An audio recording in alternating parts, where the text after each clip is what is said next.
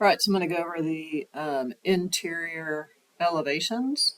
We're going to do some generic annotation tags here, and then anything that is already tagged by category, like furniture and lights, you can tag by category.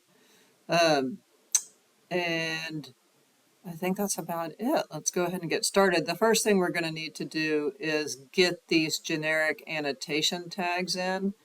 So let's go ahead and do that.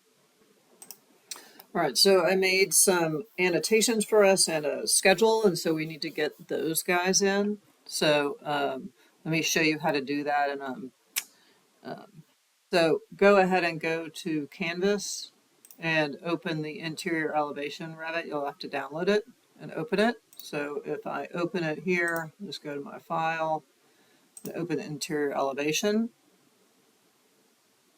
And what you're going to do is going to open up to a schedule. And so once you get this open and you have your file open, you can close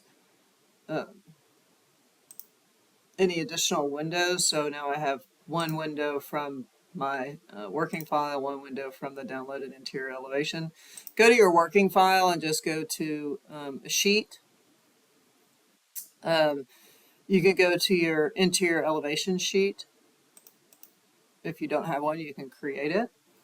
And then what you're going to do is you're going to copy and paste this guy into there. So just select it and copy it, and then go to your sheet and paste it, right? And it will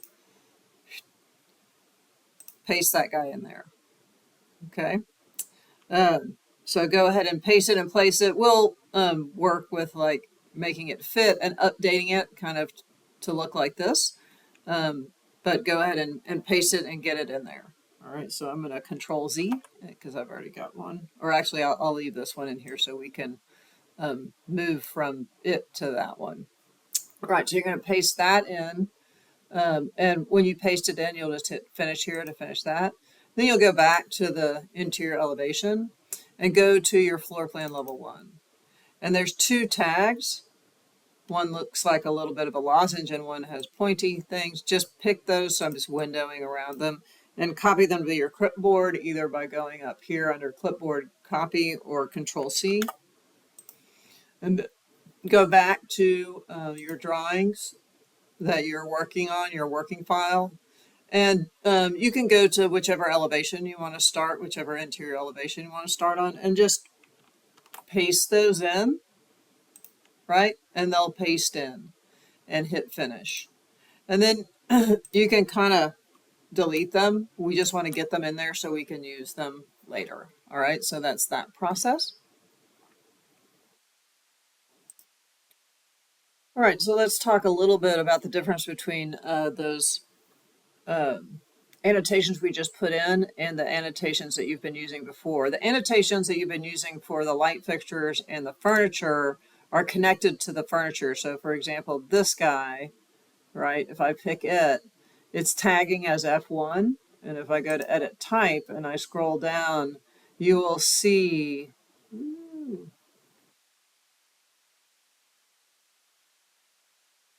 there it is. Woo, it's up at the top. F1 is the type mark, right? So in the furniture category, under the edit type, there's an F1 there. So if I were to delete this and go to tag by category and hover over that, it would just put that F1 there, reading it from the family itself, right? And the same for the lighting fixture. So if I'm still in tag by category, you'll see that it's tagging that as a P1. Already tagged it here, so I'll delete it.